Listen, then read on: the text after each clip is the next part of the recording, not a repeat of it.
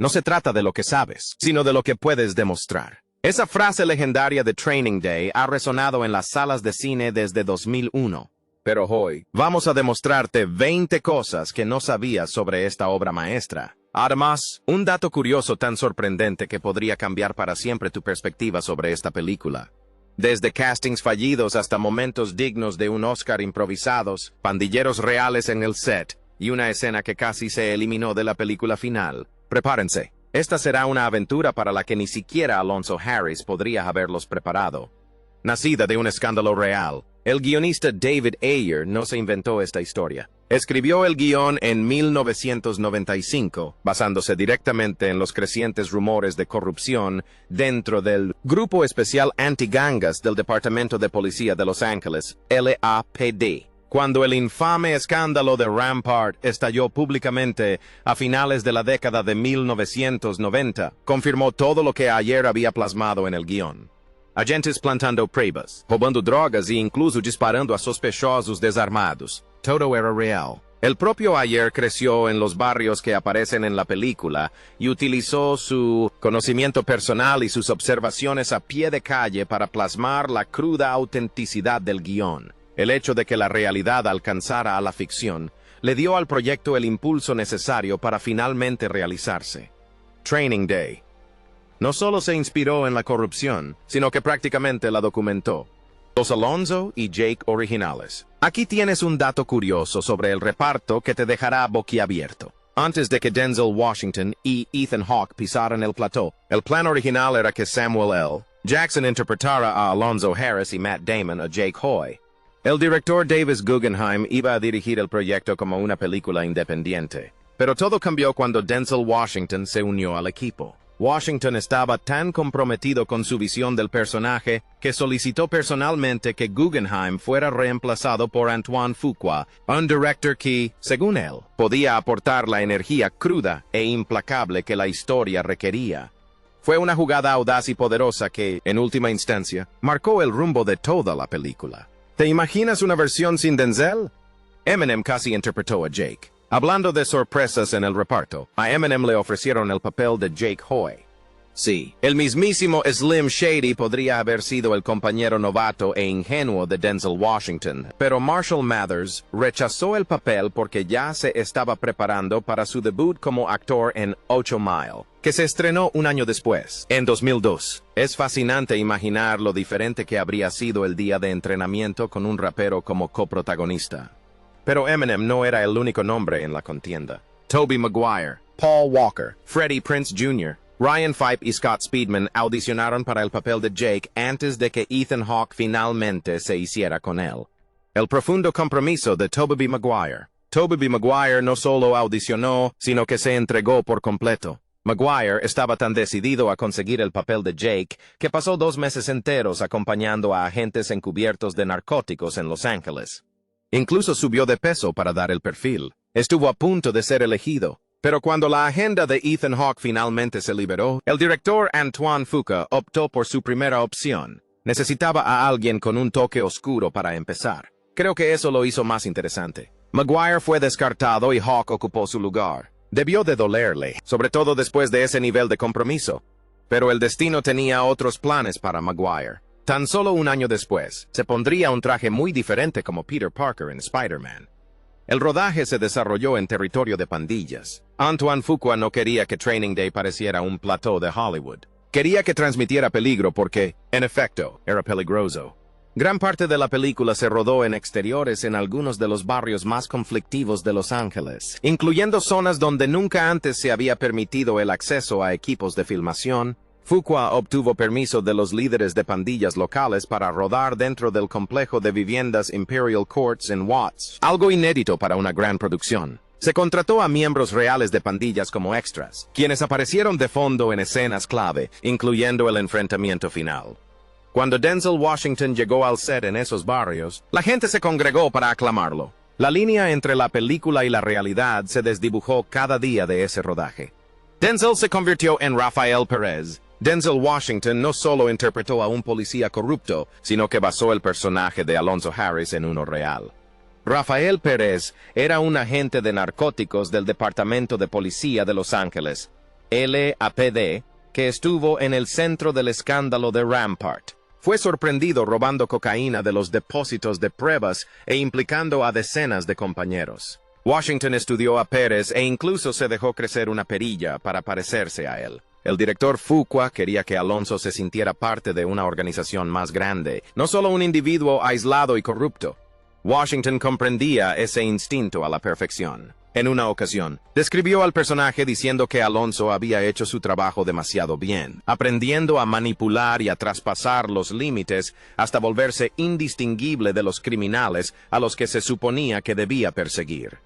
Acompañando a policías de verdad, para prepararse para su papel, Ethan Hawke acompañó a agentes reales del Departamento de Policía de Los Ángeles, LAPD, en sus patrullas. Pasó tiempo observando a detectives de narcóticos, analizando cómo interactuaban con sospechosos, informantes y entre ellos. Tanto Hawke como Washington también se reunieron fuera de cámara con agentes encubiertos, narcotraficantes locales e incluso pandilleros para comprender mejor la dinámica del mundo que retrataban. Dos policías reales, Michael Patterson y Paul Lazada, trabajaron como asesores técnicos en el set durante todo el rodaje. Esta dedicación a la autenticidad no solo mejoró las interpretaciones, sino que le dio a la película una textura que el público podía sentir, aunque no siempre supiera explicar por qué se sentía tan real. La escena del póker. Una de las escenas más tensas de la película es cuando Jake se sienta a jugar a las cartas con Smiley y los miembros de su pandilla mientras esperan a Alonso. Lo que muchos desconocen es que el director Fuqua mantuvo a Ethan Hawke completamente al margen. Antes del rodaje, Fuqua instruyó en secreto a los actores que interpretaban a los pandilleros para que improvisaran sus diálogos y actuaran de forma impredecible sin decirle a Hawke lo que iba a suceder. El objetivo era que la evidente incomodidad e inquietud de Jake se sintieran completamente auténticas. Y lo lograron. La energía ansiosa de Hawke en esa escena no era solo una buena actuación, era una reacción genuina ante la incertidumbre de lo que sucedería a continuación. Fuqua comprendió que la verdadera tensión surge de la verdadera incertidumbre, y utilizó ese conocimiento de forma brillante. La escena que el estudio quería eliminar. Hay una escena crucial en la película donde Alonso se reúne con tres altos funcionarios conocidos como los Tres Sabios en un restaurante. Los ejecutivos de Warner Brothers querían suprimirla, argumentando que ralentizaba el ritmo de la película. Pero Fuqua luchó con ahínco para conservarla. Insistió en que la escena era esencial porque demostraba que el comportamiento ilegal de Alonso no era casual, sino que contaba con el respaldo de las altas esferas. La corrupción llegaba hasta la cúpula. Sin esa escena, Alonso habría sido solo otro policía corrupto. Con ella, se convirtió en un síntoma de un sistema mucho más amplio y perturbador. Fuqua ganó esa batalla y la película es mejor gracias a ello. Si te gustan estos datos, haznos un pequeño favor. Dale a me gusta. Deja un comentario contándonos cuál es tu momento favorito de Training Day y, si aún no lo has hecho, suscríbete. Tenemos mucho más por venir, incluyendo un dato extra al final que podría sorprenderte de verdad. El icónico restaurante guarda un secreto. El lugar donde Jake conoce a Alonso al principio de la película es un auténtico punto de referencia de Los Ángeles llamado The Quality Café. Pero lo más sorprendente es que ese mismo restaurante también aparece en ese 7N de David Fincher, donde el personaje de Morgan Freeman conoce a Gwyneth Paltrow. Si ves ambas escenas una al lado de la otra, notarás ángulos de cámara sorprendentemente similares, incluyendo una toma del cocinero rompiendo huevos en la estufa caliente. Y eso no es todo. El Quality Café también era donde trabajaba la madre de Nicolas Cage en 60 segundos. Este pequeño restaurante tuvo su propia trayectoria cinematográfica. Lamentablemente, cerró sus puertas definitivamente y desde entonces se ha convertido en uno de los lugares emblemáticos del cine de Los Ángeles que han caído en el olvido. Una zona gris deliberada. El director Fuqua siempre se resistió a la idea de que Training Day fuera una simple historia de bien contra mal. Consideraba que ambos personajes se movían en zonas grises morales. Jake es generalmente honorable, pero su ambición lo lleva a comprometer sus principios, especialmente bajo el influjo del carisma de Alonso. Y Alonso, a ojos de Fuqua, fue en su día un buen policía, cuyas excepcionales habilidades lo transformaron poco a poco en la misma gente contra la que se suponía que debía luchar. Esa complejidad es lo que eleva la película por encima de un thriller policíaco convencional. Obliga al público a plantearse preguntas incómodas sobre el poder, la moralidad y la facilidad con la que puede desaparecer la línea entre el bien y el mal. El coche de Alonso era todo un personaje. Su Montecarlo de 1979 no era un simple accesorio, fue una elección narrativa deliberada. El equipo de producción seleccionó ese vehículo en concreto porque simbolizaba la profunda conexión de Alonso con las calles y su mentalidad de la vieja escuela. Su aspecto maltrecho y desgastado reflejaba su propia decadencia moral. A lo largo de la película, el coche sufre cada vez más daños. Arañazos, agujeros de bala, un parabrisas destrozado, todo ello en paralelo a la pérdida de poder de Alonso. Al final de la película, tanto Alonso como su coche están irreparablemente dañados. Los fans de la película llevan tiempo reconociendo al Monte Carlo como prácticamente un tercer protagonista, y con razón. Cada abolladura contaba una historia. Snoop, Dre y Macy. Training Day está repleta de leyendas de la música en papeles inesperados. Snoop Dogg aparece como Blue, un narcotraficante en silla de ruedas. Dr. Dre interpreta a Paul, uno de los protegidos corruptos de Alonso en la brigada antinarcóticos, y Macy Gay aparece como la esposa de un narcotraficante cuya casa es allanada. Los tres ya eran figuras importantes en la música por aquel entonces, y su presencia le dio a la película una autenticidad callejera de la costa oeste que se sentía genuina, no efectista. Raymond Cruz, quien interpreta al francotirador pandillero, también merece una mención. Los seguidores de Breaking Bad y Better Call Saul lo reconocerán al instante como el desquiciado jefe del cártel, Tuco Salamanca. Terry Crews antes de la fama. Antes de convertirse en una estrella de acción, un ícono de la comedia y una sensación de Old Spice, Terry Crews tuvo un pequeño cameo fugaz en Training Day. Crews aparece casi al final de la película y, en aquel momento, casi nadie se percató de su presencia. Pero ahora, en retrospectiva, es una anécdota curiosa. Una de las personalidades más queridas de Hollywood se escondía a plena vista en una de las películas de crimen más crudas de la década. Los fans de principios de los 2000 disfrutarán al volver a verla y reconocerlo. Es un recordatorio de que incluso las grandes estrellas tuvieron que empezar desde abajo, a menudo en un segundo plano en la historia de otra persona. Hablando en español con su hijo, hay un momento sutilmente poderoso en la película donde Alonso visita a su amante Sara, interpretada por Eva Mendes, y le habla a su hijo pequeño completamente en español. El diálogo se traduce aproximadamente como, ¿cómo estás? Hey Joe, ¿te estás portando bien? ¿Estás creciendo? Hombrecito. No yours. Ven aquí. Escucha a tu papá. Es un raro atisbo de ternura en un personaje definido casi por completo por la manipulación y la violencia. Denzel Washington recita las líneas en español con tal calidez y autenticidad que por un instante te hace olvidar quién es Alonso en realidad. Y ese es precisamente el objetivo. Incluso los monstruos tienen momentos de amor genuino, y eso los hace aún más aterradores. La llamada que te perdiste. Después de que Alonso ejecuta a Roger, se sienta en su coche y hace una llamada. Le dice a la persona al otro lado de la línea: sí, asegúrate de que la bañera esté limpia. Colega. Al principio parece una frase sin importancia, pero más adelante en la película, cuando Jake casi muere en la bañera de la casa de Smiley, la conexión se vuelve escalofriantemente clara. Alonso casi con toda seguridad estaba hablando con Smiley, dándole instrucciones sobre cómo matar a Jake. Es un presagio tan sutil que la mayoría de los espectadores no lo captan hasta su segundo o tercer visionado.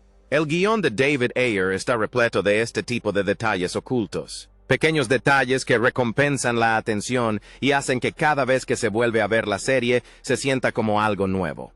El aplazamiento del 11 de septiembre. El estreno de Training Day estaba previsto originalmente para el 21 de septiembre de 2001. Sin embargo, tras los devastadores atentados del 11 de septiembre, Warner Brothers retrasó la fecha de estreno hasta el 5 de octubre. La película ocupó el espacio que originalmente tenía reservado Collateral Damage, protagonizada por Arnold Schwarzenegger, una película sobre un atentado terrorista que se consideró demasiado delicada para la época.